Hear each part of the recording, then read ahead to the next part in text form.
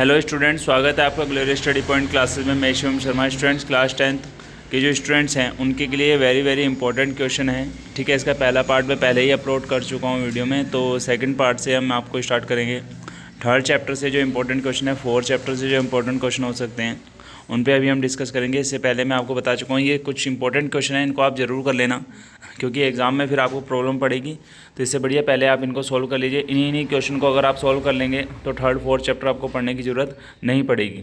तो आइए वीडियो को स्टार्ट करते हैं, ज़्यादा टाइम आपका वेस्ट नहीं करेंगे। अभी देखते हैं इसमें फोर्थ चैप्टर भी इंक्लूड है या नहीं है, पर थर्ड चैप्टर इसमें पूरा है, तो इन क्वेश्चनों को आप पूरा प्रिपेयर कर लेना। सबसे पहले आप देखेंगे क्वेश्चन नंबर 12 जो है उसको स्टार्ट करने से पहले अगर चैनल पे आप नहीं हैं तो चैनल को यार सब्सक्राइब कर लो और बेल आइकन को प्रेस कर लो, ताकि आपको इसी तरीके के लेटेस्ट अपडेट मिलते रहें।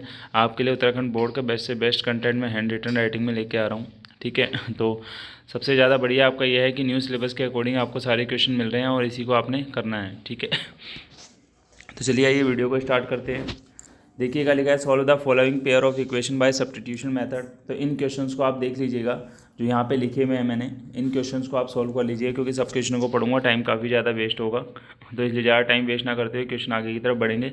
स्क्रीन मैंने होल्ड कर रखी है, तो आप इन क्वेश्चन को अपनी बुक में फाइंड करके, ठीक है, तो इन क्वेश्चनों को आप सॉल्व कर लेना। जैसे इसमें इंपॉर्टेंट क्वेश्चन जो है आपका, एक ये इंपॉर्टेंट क्वेश्चन है और ये वाला एक इंपॉर्टेंट क्वेश्चन है, हालांकि पॉइंट वाला ही पूछा जाता है।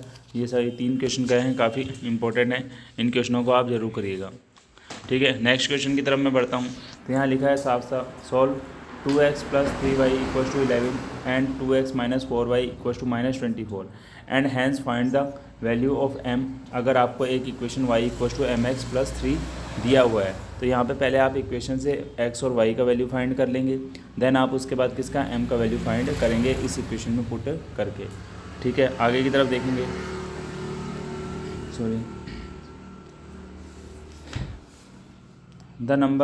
The difference between 2 numbers is 26 and 1 number is 3 times the other, find them. यानी कह रहा है कि 2 नंबर का जो डिफरेंस है, कोई भी 2 नंबर हो सकते हैं वो, उनका जो डिफरेंस है वो 26 है, उनमें से एक नंबर जो है दूसरे नंबर का कितने टाइम्स है, 3 टाइम्स है। तो आपको फाइंड करके बताना है कि वो नंबर क्या होंगे। नेक्स्ट क्वेश्चन की बात करेंगे। यहाँ देखिएगा, the larger of 2 supplementary angle exceed the smaller by 18 degree, find them. यानी कह रहा है कि हमारा जो 2 सप्लीमेंट्री एंगल है, उसमें जो बड़ा एंगल है वो छोटे एंगल से कितना ज़्यादा है, 18 ज़्यादा है। तो आपको बताना है कि वो 2 एंगल हमारे क्या होंगे। यहाँ पे देखिएगा, a fraction becomes 9/11 if 2 is added to both the numerator and denominator। यानी कह रहा है कि एक फ्रैक्शन 9/11 हो जाएगी कब, यानी यदि हम 2 ऐड कर दें नोमिनेटर में भी और डिनोमिनेटर में भी। If 3 is added both numerator and denominator, अगर हम क्या करते हैं 3 को ऐड करते हैं नोमिनेटर और डिनोमिनेटर में, तो हमारा फ्रैक्शन कितना हो जाता है, 5/6 हो जाएगा। तो फाइंड द फ्रैक्शन, तो आपको फ्रैक्शन को फाइंड करना है। नेक्स्ट आप देखेंगे, 5 ईयर्स हैंस, यानी 5 साल बाद की बात हो रही है। The age of Jacob will be 3 times that of his son, यानी जैकब क्या था, अपने बेटे का कितना था, 3 टाइम्स था। 5 ईयर एगो, यानी 5 साल पहले की अगर बात करें तो 2 कंडीशन है इसमें। जैकब्स एज वो 7 times date of his son, यानी जैकब की जो एज है अपने बेटे की कितनी हो जाती है, 7 टाइम्स हो जाती है 5 साल अगर पहले की बात करें। तो वो कह रहा है उनकी प्रेजेंट एज क्या होगी।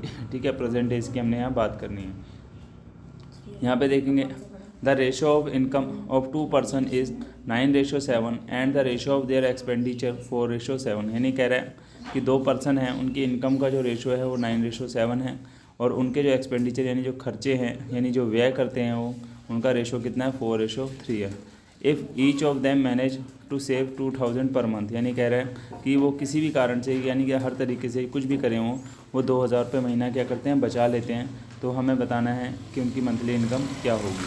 आगे देखेंगे, कह रहा है the sum of 2 digit number and the number obtain by reversing the digit is 66। यानी कह रहा है कि 2 डिजिट के नंबरों का sum and the number obtain reversing, और जब हम उन नंबरों को रिवर्स करके रखते हैं तो वो कितना आता है, 66 आता है।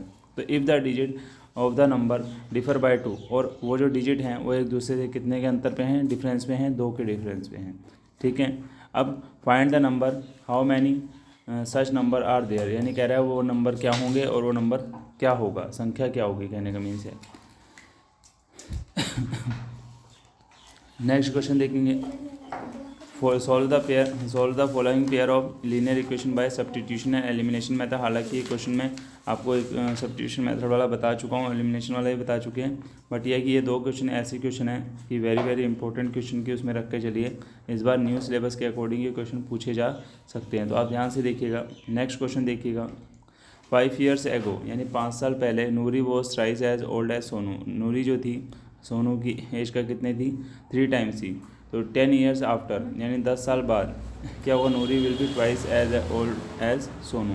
यानी क्या होगा, 10 साल बाद वो नूरी जो है सोनू की एज का कितना हो जाएगी, डबल हो जाएगी, यानी 2 times हो जाएगी। ठीक है, तो how old are Noori and Sonu, Sonu और नूरी कितने साल के होंगे। ठीक है, ये आपको बताना है। नेक्स्ट क्वेश्चन में देखिएगा। The sum of the digit of a 2 digit number is 9। यानी कह रहा है कि 2 digit के जो नंबर हैं उनका सम कितना है, 9 है। ठीक है, 2 digit के कोई नंबर होंगे, इन के नंबरों का सम कितना है, 9 है। Also 9 times this number is twice. यानी कह रहा है कि अगर हम इस नंबर को 9 times करें तो वो ट्वाइस हो जाता है, यानी दुगना हो जाता है जब हम उस नंबर को क्या करेंगे, रिवर्स करेंगे। ठीक है, रिवर्सिंग ऑर्डर में लिखने पर। तो आपको बताना है फाइंड द नंबर। ठीक है, Meena went to a bank to withdraw rupees 2000 रुपये, यानी 2000 रुपीज़ निकालती है। ठीक है, withdraw 2000 rupees. She asked the cashier to give her ₹50 and 100 rupees note only. वो कैशियर से कहती है कि उसे सिर्फ 50 रुपये और 100 रुपये के नोट ही चाहिए। तो मीना गो 25 नोट्स। तो मीना के पास टोटल कितने नोट्स आते हैं, 25 नोट्स आते हैं। तो find how many notes of 50 rupees and 100 rupees. तो मीना ने 50 रुपये और 100 रुपये के कितने नोट रिसीव किए। तो आज के इस वीडियो में ये जो इंपॉर्टेंट क्वेश्चन है 10 या 11 इंपॉर्टेंट क्वेश्चन ये मैंने आपको बताए हैं। तो 3rd चैप्टर से आपको इससे ज़्यादा कुछ पढ़ने की ज़रूरत नहीं है। तो मिलते हैं नेक्स्ट वीडियो में नेक्स्ट अपडेट्स के साथ। Thank you.